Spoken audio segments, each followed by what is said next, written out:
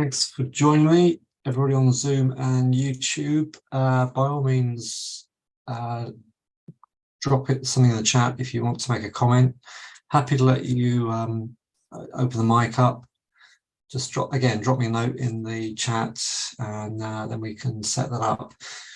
So what I'm going to do is just look through the basic markets, just look through the indices and the basic commodities, and then look at some stocks.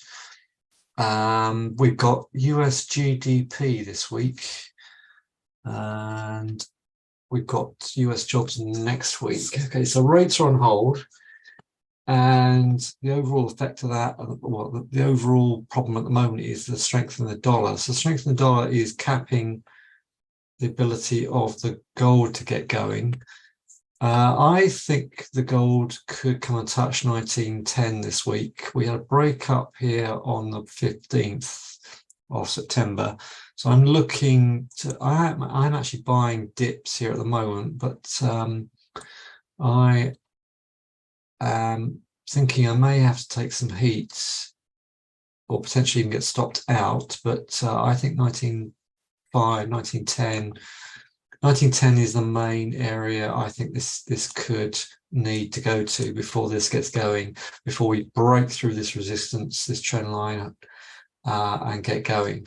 We have got a series of lower highs, but we were experiencing lower lows until early last on the 14th. So that's why I think this could perk up, but the jury is out. Let's look at the dollar. So the dollar is on fire at the moment, and we've made new 23 highs today. So at the moment, this looks as if this could power up. So obviously we're going to see a weak pound. This has just fallen out of the sky. Ever since we started dropping on the 14th of July, had a series of lower highs, and this does not look happy at the moment. And we look as if we could come and see 120, and we're 122 at the moment. So if I'm right, then any pullbacks to 125 higher obviously would be better. Could be sold into and then see that drop. The euro has taken a dive as well today. The euro is the main component of that dollar index, so not surprising that has dropped off. So the euro looks if it wants to come and see 105. So any pullbacks to 106.40 are to be sold into, and hence the reason why we've got pressure on the oil as well now. Even the oil, all we've done at the moment is come back to that daily 20-day average. So with all the time above the 20-day average, these dips are still viable. But if we anytime soon we close under 88, then I can see that falling to 84 and possibly lower. So what would I do with the oil at the moment? I would stay put and wait and see if we drop into at least 87. If you're bullish on the oil, I would wait for at least 87 to see if we can come down into 87 and hold, and then push up into 92.5 and 99, so 95 plus. But dollar pressure is finally pegging that oil back at the moment. Let's have a look at the FTSE.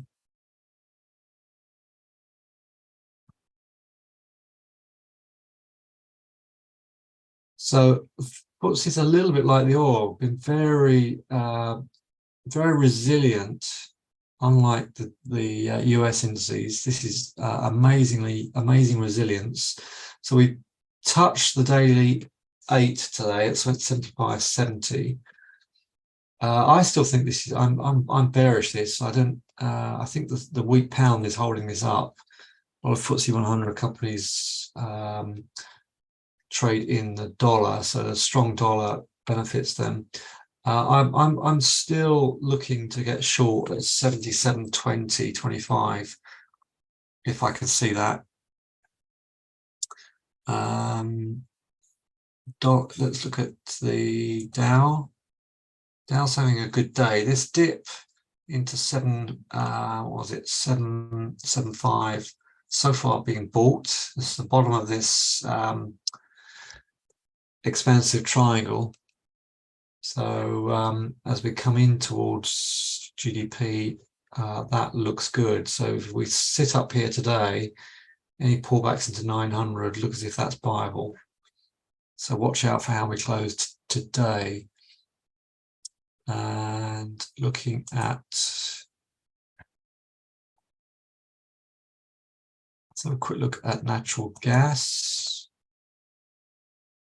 Sideways. It's lacking in volume, so this could typically this time of year I would expect to see this really begin to start creeping up. So any pullback, I think, into 27, currently nearly 29 in the gas, I think is viable. The wheat, that's looking good now. We can close above $6. I think that can pick up and go. And the corn, you know what? It's really struggling all the time. The volumes are low in there. I wouldn't touch the corn. Let's have a look at the volumes on the wheat. Yeah, the volumes are picking up in the wheat down here. So I think wheat is the one to buy. And copper.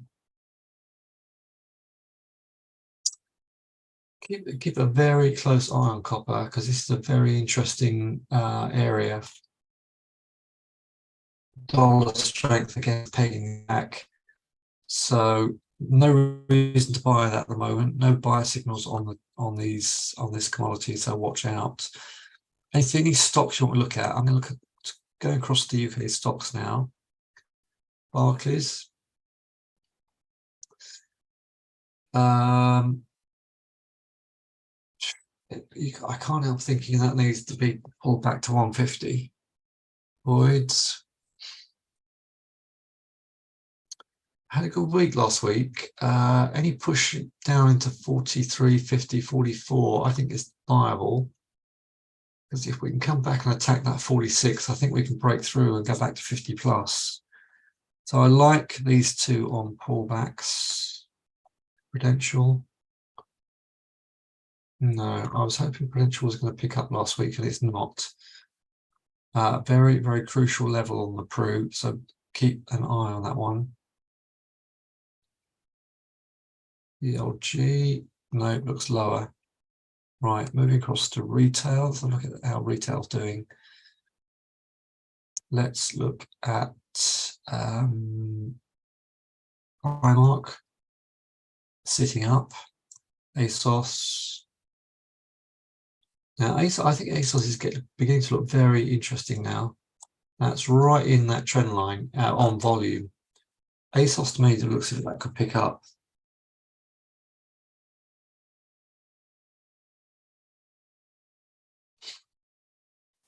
Had decent volume today, so if we close above 390, I would buy 380, 390 with a stop on the 360. I'll see if that can close above 450. So I think ASOS is beginning to look very interesting. I'm just starting to go back to profit.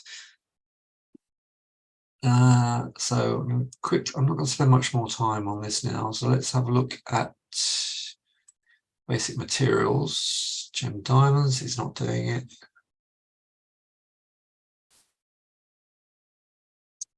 That's horrible. Horrible. Atlantis, which I like. That needs to go right back. It's like a big sweep higher on the 20th. That needs to go right back in 118, at which point I would buy that. You know what? It's possible it could go back deeper into 15, 115. It's quite often when you get a big bar like that, it dithers for a while. TPI cap, but that is looking good.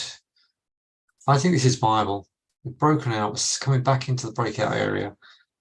I think 165 is viable on these commodity related or basic material stocks, I think, are very much the ones to look after. Rio. You pull back to 48. I think this is a buy area as well here at 50. Look as if we're going to hold 51. You're all very quiet today. Let's look at energy stocks. Hello. That looks as if that could go on another leg. But if it closes above 40, that could go.